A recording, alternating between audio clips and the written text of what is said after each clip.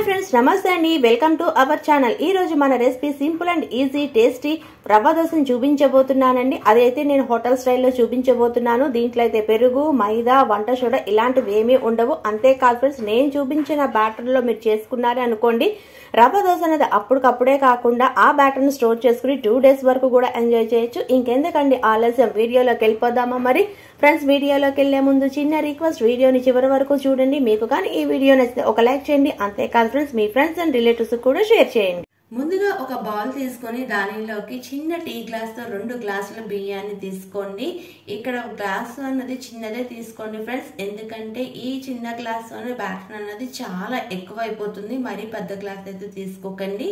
ఇలా 2 గ్లాసుల బియ్యాన్ని తీసుకున్న తర్వాత దీనిలోకి 1/2 టీ స్పూన్ మెంతులు, 4 టేబుల్ స్పూన్ మినప్పప్పును తీసుకోవాలి. అదే మీ గ్లాస్ మెజర్మెంట్ లో చెప్పాలి అనుకోండి, మీరు ఏ గ్లాస్ తో బియ్యం తీసుకున్నారో అదే గ్లాస్ తోని 1/2 గ్లాస్ మినప్పప్పును తీసుకోండి.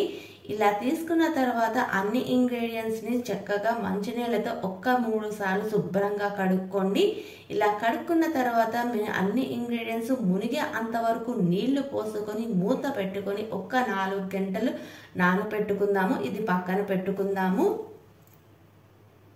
ఇలా రవ్వ దోశకి బియ్యము, మినపప్పు నానబెట్టుకున్నాం కదండి. తర్వాత ఇంకొక గంటలోని రవ్వ దోశ బ్యాటర్ని రుబ్బుతాము అన్నదాన్ని ఒక బౌల్ తీసుకొని దానిలోకి మనం ఏ గ్లాస్ అయితే మినపప్పు బియ్యాన్ని తీసుకున్నామో అదే గ్లాస్ తో 1.5 గ్లాసు సూజీ రవ్వ అండి, అదే ఉప్మా రవ్వ అంటాం కదా, దాన్ని కూడా తీసుకొని అది మునిగి అంతవరకు నీళ్లు పోసుకొని మూత పెట్టి పక్కన పెట్టుకుందాము. ఒక 4 hours తర్వాత చూపిస్తుందని చూడండి. బియ్యము, మినపప్పు చక్కగా నానే కదా. ఇప్పుడు దీన్ని మిక్సీ జార్లోకి ట్రాన్స్ఫర్ చేసుకొని ఈ పిండి నలగడానికి సరిపడా వాటర్ అంతా యాడ్ చేసుకొని చక్కగా ఫైన్ పేస్ట్ గా చేసుకోవాలండి. ఇక్కడ నేను చేసుకున్న తర్వాత చూపిస్తున్నాను చూడండి ఎంత ఫైన్ పేస్ట్ గా చేసుకున్నానో. అంతేకాదు ఫ్రెండ్స్, ఈ బ్యాటర్ అనేది పర్ఫెక్ట్ గా మనకి వచ్చింది అని తెలియాలంటే ఈ బ్యాటర్ పైన మనం మిక్సీ పట్టుకున్న తర్వాత ఫైనల్ గా అయితే చిన్న చిన్న ఎయిర్ బబుల్స్ వస్తాయి. అలా వచ్చే అంతవరకు బ్యాటర్ ని మీరు మిక్సీ పట్టుకోండి. అప్పుడైతే మీకు రవ్వ దోశ అన్నది పర్ఫెక్ట్ గా వస్తుంది. ఇలా రుబ్బుకున్న రవ్వ దోశ బ్యాటర్ ని ఒక బౌల్లోకి ట్రాన్స్ఫర్ చేసుకోవాలండి. తర్వాత మనం ముందుగా నానబెట్టుకున్నటువంటి ఉప్మా రవ్వ ఉంది కదా, దాన్ని కూడా దీనిలోకి యాడ్ చేసుకుందాము. ఇలా యాడ్ చేసుకున్న తర్వాత దీనిలోకి రుచికి సరిపడా ఉప్పును కూడా వేసుకోవాలి. ఇలా అన్ని ఇంగ్రీడియంట్స్ వేసుకున్న తర్వాత చక్కగా కలుపుకోవాలండి. ఇలా కలుపుకున్న తర్వాత మనం మంచినీళ్ళు తాగే గ్లాస్ ఉంటుంది కదా, దాంతోనైతే నేను ఇక్కడ 1.5 గ్లాస్ వాటర్ ని యాడ్ చేస్తున్నానండి. ఇలా వాటర్ అన్నది యాడ్ చేసిన తర్వాత ఒక్కసారి చక్కగా కలుపుకోవాలి. ఇలా కలుపుకున్న తర్వాత ఇక్కడ చూపిస్తున్నాను చూడండి రవ్వ దోశ బ్యాటర్ అనేది ఎలా వచ్చిందో, చాలా లిక్విడ్ గా ఉంది కదా.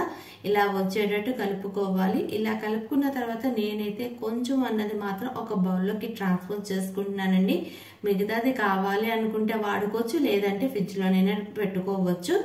నేను కావాల్సినంత తీసుకుని మిగతాది ఫ్రిడ్జ్ లో పెట్టుకున్నాను. ఇలా తీసుకున్న దానిలోకి నేనైతే ఫైన్ గా చాప్ చేసినటువంటి ఆనియన్స్ కొన్ని యాడ్ చేసుకుంటున్నాను. తర్వాత దీనిలోకి ఫైన్ గా గ్రేట్ చేసుకున్నటువంటి క్యారెట్, ఫైన్ గా చాప్ చేసుకున్నటువంటి అల్లం 1/2 టేబుల్ స్పూన్, 1 టీ స్పూన్ జీలకర్ర, ఫైన్ గా చాప్ చేసిన పచ్చిమిరపకాయ 1, ఫైన్ గా చాప్ చేసిన ఒక రమ్మ కరివేపాకు. ఇలా అన్ని ఇంగ్రీడియంట్స్ వేసుకుని చక్కగా కలుపుకోవాలండి. ఇలా కలుపుకున్న తర్వాత ఇక్కడ దోశ అన్నది గరిటెతో మాత్రం వేసుకోకూడదు, ఒక చిన్న టీ గ్లాస్ తో తీసుకుని వేసుకోవాలి. అంతేకాదు ఫ్రెండ్స్, ఇలా దోశ వేసుకునే ముందు పాన్ అన్నది పొయ్యి మీద పెట్టుకుని హై ఫ్లేమ్ లో మాత్రమే హీట్ చేసుకోవాలి. పాన్ అన్నది బాగా వేడెక్కాలి. ఇక్కడ వేడెక్కిన తర్వాత చూపిస్తున్నాను చూడండి, ఇలా వేడి చేసుకోండి. పాన్ అన్నది వేడెక్కిన తర్వాత దీని మీద ఫైన్ గా చాప్ చేసిన ఆనియన్స్, గ్రేట్ చేసిన క్యారెట్ వేసుకొని రవ్వ దోశ బ్యాటర్ అన్నది ఒక్కసారి కలుపుకొని ఇక్కడ వీడియోలో చూపించిన విధంగా రవ్వ దోశను వేసుకోవాలండి. ఇలా రవ్వ దోశను వేసుకున్న తర్వాత దీని చుట్టూరుగా ఆయిల్ అనేది స్ప్రెడ్ చేసుకోవాలి. అంతేకాదు ఫ్రెండ్స్, హోటల్లో అయితే ఇలాగే రవ్వ దోశ వేస్తారు. ఇలా వేయటం వల్ల ఆనియన్స్, క్యారెట్ తురుము ఇలా అన్ని ముందుగా వేసుకోవటం వల్ల రవ్వ దోశ బ్యాటర్ వేసుకున్న తర్వాత రవ్వ దోశ అన్నది ప్యాన్ కి అంటుకోకుండా చాలా పర్ఫెక్ట్ గా వస్తుందంట. అందుకని వాళ్ళైతే ఎక్కువగా ఇలాగే యూజ్ చేస్తారు. ఇలా వేసుకున్న తర్వాత అంచులు చూడండి చక్కగా మంచి లైట్ గోల్డెన్ కలర్ వచ్చింది కదా. ఇలా వచ్చిన తర్వాత మాత్రమే మనం తీసి రవ్వ దోశని మనం డిష్ అవుట్ చేసుకోవటమేనండి. అంతేకాదు ఫ్రెండ్స్, రవ్వ దోశ అనేది వన్ సైడ్ మాత్రమే కాలుస్తారు, ఇంకోవైపు కాల్చరు. ఇలా తీసుకున్న తర్వాత నేనైతే ప్లేట్లో డిష్ అవుట్ చేసుకుంటున్నాను. ఇలా డిష్ అవుట్ చేసుకున్న రవ్వ దోశని నేనైతే బండి మీద చేసేటువంటి గ్రీన్ అల్లం చట్నీతో ఎంజాయ్ చేస్తున్నానండి. ఆల్రెడీ ఈ రెసిపీ అనేది మన ఛానల్లో ఉంది, లింక్ అనేది పైన ఐకార్డ్ లో ఇస్తాను. ఎవరైనా చూడని వాళ్ళు ఉంటే ఒకసారి చెక్అవుట్ చేసేయండి. అంతే ఫ్రెండ్స్, ఎంతో ఈజీగా ఉంది కదా రవ్వ దోశ అన్నది. హోటల్ స్టైల్ చాలా చక్కగా చేసుకున్నాం కదా. ఈ రెసిపీని మీరు ఒకసారి ట్రై చేసి ఎలా వచ్చిందో ఆ ఫీడ్బ్యాక్ ని నాతో షేర్ చేసుకోవడం మర్చిపోవద్దు. మీకు కానీ ఈ వీడియో నచ్చితే లైక్ చేయండి, షేర్ చేయండి. అంతేకాదు ఫ్రెండ్స్, ఇలాంటి మంచి మంచి రెసిపీస్ కోసం ఈ ఛానల్ ని సబ్స్క్రైబ్ చేసుకోండి. Thanks for watching.